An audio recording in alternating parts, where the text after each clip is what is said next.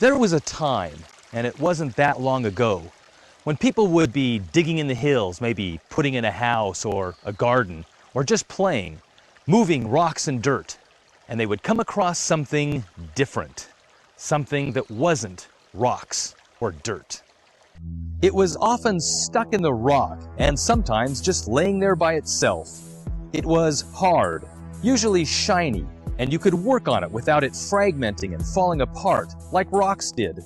Plus, it could be melted and shaped, and there were several different kinds of this stuff. It was metal, usually gold or silver or copper, just lying around or embedded inside of the rocks. This was great stuff and valuable because with it you could make things like tools and knives. Was there more of it? And why was it so different than everything else? These kind of questions and these discoveries were the beginnings of what we call chemistry. Chemistry is often called the central science because it connects all the other natural sciences like astronomy and geology, biology, and physics. So, just what is chemistry? When we think of chemistry, we often picture someone doing this. And in reality, I suspect you will seldom catch a chemist staring into a beaker of colored liquid, except when posing for photographers. And apparently, lots of photographers believe that this is what chemists do because you see lots of these kind of pictures.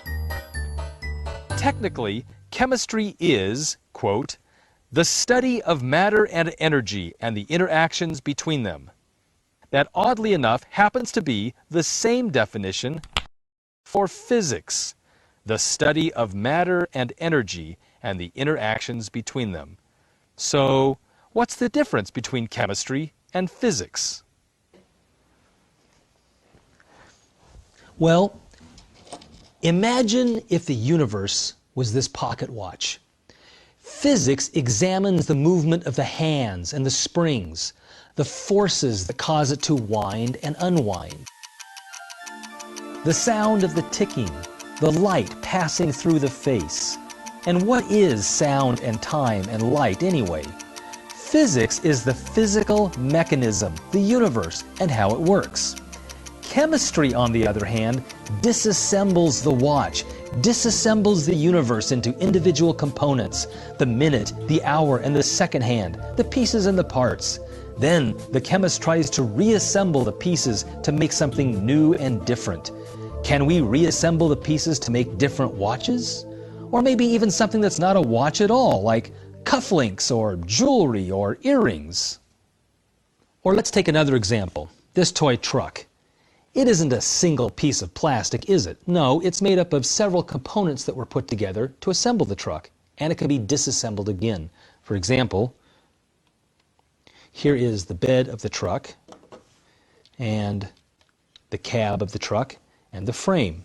And the cab itself can be broken down into smaller components, like here's the light and a little yellow piece, parts that were found in the original toy box.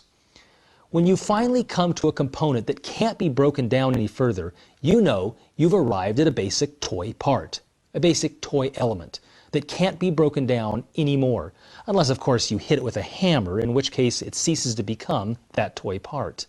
Like here's a wheel piece, a light, a red brick, and so on. Now that we've got these basic toy elements, we can build completely new things that we couldn't when it was still formed into a truck. For example, we could make a spaceship or a building or a completely different truck.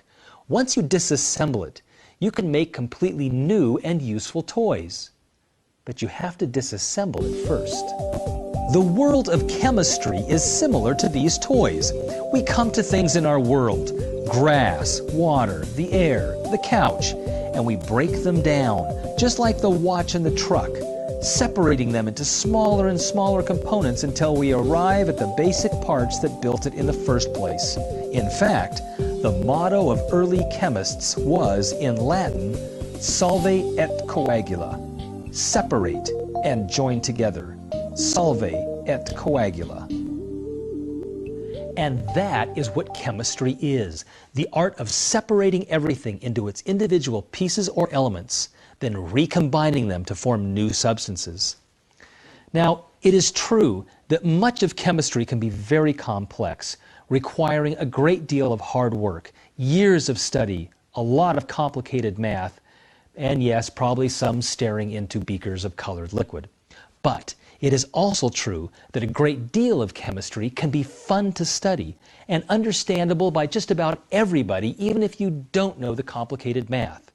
And that is the area of chemistry that we want to explore.